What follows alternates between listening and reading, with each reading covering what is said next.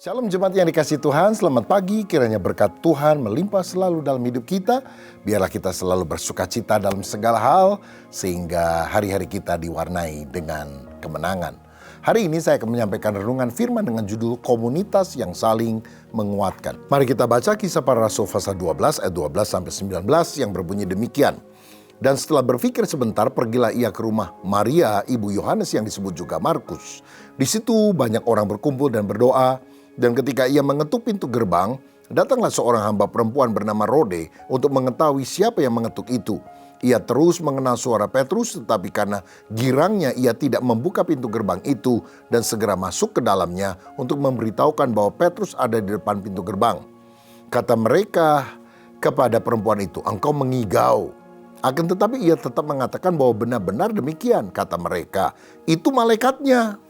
Tetapi Petrus terus mengetuk pintu, dan ketika mereka membuka pintu dan melihat dia, mereka tercengang-cengang. Tetapi Petrus memberi isyarat dengan tangannya supaya mereka diam. Lalu ia menceritakan bagaimana Tuhan menuntunnya keluar dari penjara. Katanya, "Beritahukanlah hal ini kepada Yakobus dan saudara-saudara kita." Lalu ia keluar dan pergi ke tempat lain. Pada keesokan harinya gemparlah prajurit-prajurit itu. Mereka bertanya-tanya apakah yang telah terjadi dengan Petrus. Herodes menyuruh mencari Petrus, tetapi ia tidak ditemukan. Lalu Herodes menyuruh memeriksa pengawal-pengawal itu dan membunuh mereka. Kemudian ia berangkat dari Yudea ke Kaisarea dan tinggal di situ.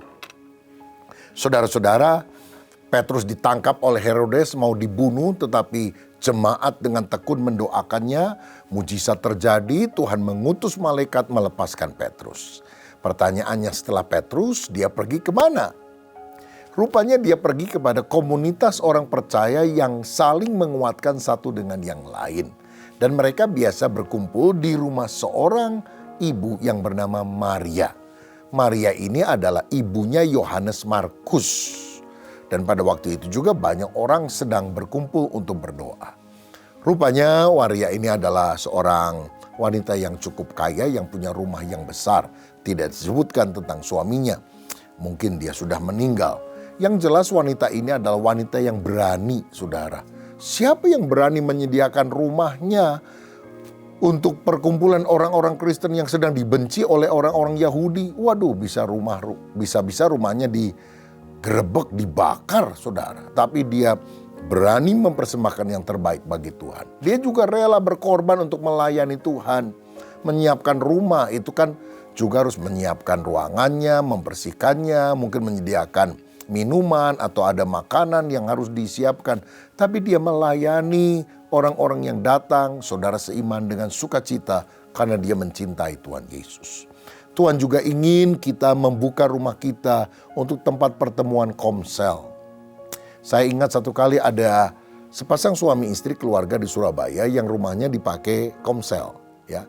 Jadi di depan dia buka warung, di ruangan tamu di tengah itu dia pakai untuk komunitas sel, lalu ada kamar tidur, dapur dan sebagainya.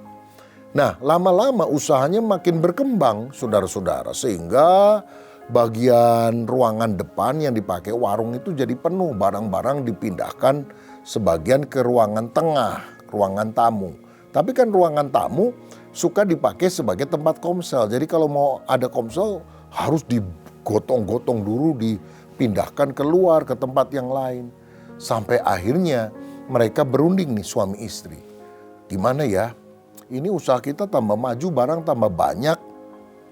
Apa kita minta aja sama pendeta supaya cari rumah lain, supaya komselnya jangan di tempat kita? Istrinya setuju juga, saudara. Tapi malam itu si suaminya tidur mimpi. Apa yang dia mimpiin? Dia mimpi melihat Tuhan Yesus duduk di ruangan tamunya, tapi wajahnya menghadap keluar. Lalu waktu ditanya, "Tuhan Yesus, Engkau ada di sini?" Yesus berdiri, dia berjalan, dipanggil-panggil gak mau noleh kepada orang yang punya rumah tersebut. Jalan terus keluar dan menghilang.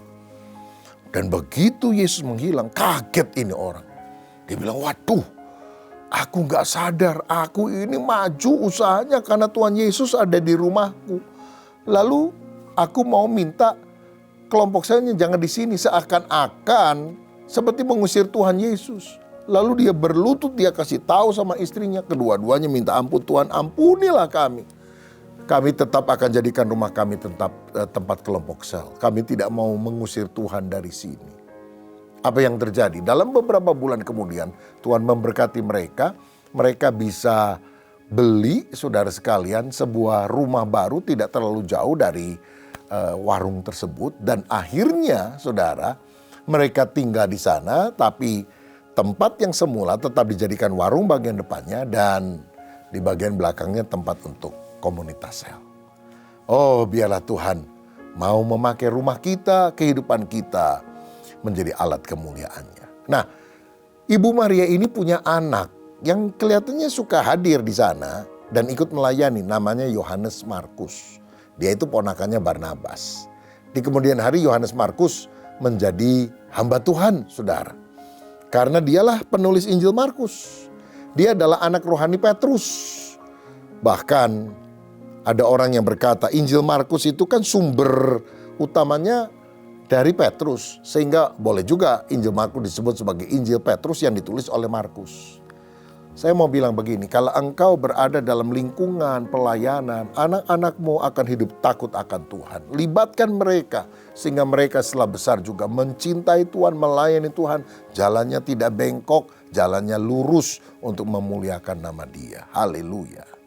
Nah, saudara sekalian, ketika Petrus sampai di rumah Maria, dia mengetuk pintu. Ada pegawai di rumah itu namanya Rode, memberitahu kepada orang lain, ada Petrus ketuk-ketuk. Orang bilang apa? Ngelindur kamu, gila kamu. Masa sih? Kan dia di penjara, malaikatnya kali. Kenapa mereka bilang gitu? Karena gak percaya. Kadang-kadang heran juga ya. Kita doa. Tuhan kabulkan, kita gak percaya. Apa kita sungguh-sungguh dalam doa, saudara? Tapi kemudian Petrus masuk ke rumah itu. Lalu kemudian dia bersaksi. Gimana caranya Tuhan melepaskan dia. Ya, perlu sekali bagi kita di rumah masing-masing memiliki komunitas yang saling menguatkan, sharing, cerita tentang pengalaman-pengalaman rohani bersama dengan Yesus Kristus. Dan ini akan menjadi sesuatu yang sangat menguatkan. Kalau saudara ada di komunitas sel, yang paling penting bukan khotbah. Kalau minggu ya khotbah, kalau hari komsel ya sharing satu dengan yang lain, kesaksian. Dan setelah kesaksian Petrus berkata, kasih tahu kepada Yakobus karena dia penatua jemaat Yerusalem, juga teman penatua yang lain bahwa aku sudah dibebaskan oleh Tuhan. Lalu dia pergi dari tempat itu karena tidak mau membahayakan orang yang punya rumah. Keesokan harinya Herodes menyuruh periksa pengawal-pengawal apakah mereka ini yang membantu pelarian daripada Petrus. Ternyata tidak ada bukti, tetapi Herodes ini membunuh mereka. Dan dia pergi ke Kaisaria. Lihatlah Herodes yang mengeraskan hati. Walaupun ada mujizat, dia gak bertobat, saudara. Malah dia mengeraskan hati membunuh para pengawal-pengawal tersebut. Jangan sampai hati kita keras kalau Tuhan menunjukkan mujizatnya, jalannya, suaranya, atau apapun. Biar kita berkata, Tuhan, aku sadar Engkau hadir dan aku mau sungguh-sungguh bertobat mengikuti jalan. Siapa di antara saudara yang kadang-kadang lemah iman, kadang kau tidak punya saudara-saudara seiman, mentor rohani, kakak rohani, saudara seiman yang saling menguatkan satu dengan yang lain. Bergabunglah di dalam komunitas sel supaya saudara punya orang-orang yang bisa meneguhkan saudara. Ketika saudara ada masalah, saudara tahu kemana saudara akan pergi dan kau tidak akan menyesal. Karena kau punya keluarga rohani yang saling mendukung satu dengan yang lain. Tuhan Yesus memberkati. Mari kita berdoa. Bapa, terima kasih untuk kebenaran firman-Mu. Jadikan kami orang Kristen yang terus bertumbuh secara rohani di dalam Engkau. Apapun yang menjadi beban anak-anak-Mu, kiranya Tuhan mengabulkan kerinduan doa kami. Terima kasih Bapa. Sekarang kami mau mengucapkan doa seperti yang diajarkan Tuhan Yesus kepada kami. Doa Bapa kami. Bapa kami yang di sorga, dikuduskanlah nama-Mu, datanglah kerajaan-Mu, jadilah kehendak-Mu, di bumi seperti di sorga. Berikanlah kami pada hari ini makanan kami yang secukupnya, dan ampunilah kami akan kesalahan kami, sama seperti kami juga telah mengampuni orang-orang yang bersalah kepada kami. Dan janganlah membawa kami ke dalam pencobaan, tetapi lepaskanlah kami daripada yang jahat. Karena Engkaulah yang mempunyai kerajaan dan kuasa dan kemuliaan sampai selama-lamanya. Amin. Tuhan Yesus memberkati.